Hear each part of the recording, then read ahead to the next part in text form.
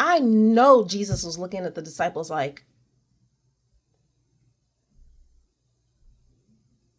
today I'm in Matthew chapter 15, and I don't know how Jesus is doing it. Jesus has the most patience ever, because I would have lost my mind. So what's happening right now is that Jesus just healed a whole squad of people. A squad? A lot of people. It was 4,000 men, not including women and children. So like we're talking a lot. So everybody is healed. Like the cripple is healthy, the lame are walking, the blind are seeing, people are glorifying God, everything is good. Like people are really excited. But Jesus is like, hold on, because they've been following us for days and I know they haven't had anything to eat. They're probably hungry and I don't want to send them back and then they end up fainting on the way home. Like, how are you going to get healed and then turn around to go home and then you end up fainting? It's like, come on now. So Jesus was like, nah, we got to feed these people. Verse 33, y'all, the disciples. I don't know how Jesus did it. In verse 33, the disciples said to him, where are we going to get enough bread in such a desolate place to feed such great a crowd? Let's just take it back. In just the chapter before, it was 5,000 men, plus the women and children. If we just fed, let's say, 12 to 15,000 people with 5 loaves of bread and 2 fish, what makes you... If Jimmy has 2 apples, listen, I'm not playing. He just healed all these people. He was walking on water. What makes you think that he cannot do it this time? What makes you think that this time is any different than the time before? And that's where we go wrong. Because we be acting like the disciples.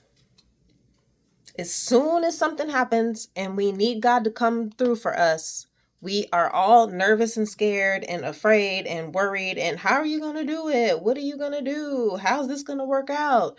What did he do before?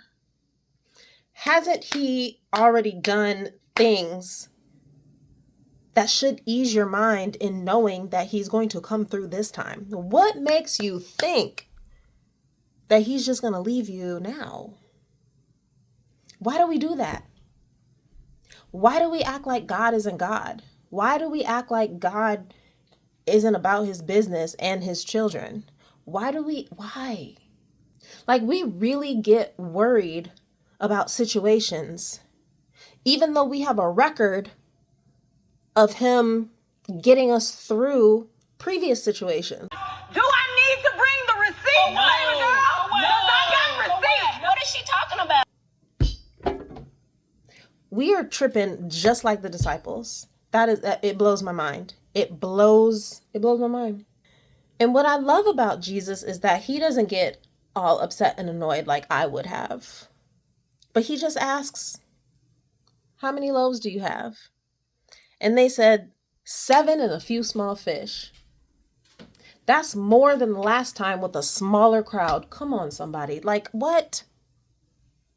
And he took the 7 loaves and fish, and having given thanks, he broke them and gave them to the disciples, and the disciples gave them to the crowds. And they ate and were satisfied, and they took up 7 baskets full of broken pieces left over.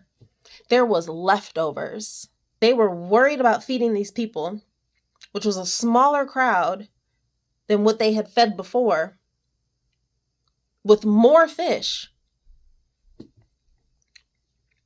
I don't get why the flesh really be fleshing, because there is no way. I don't know how he did it. I don't know how he did it.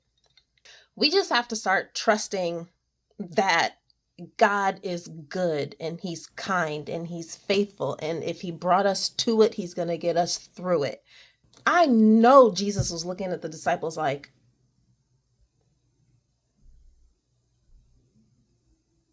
because I would have.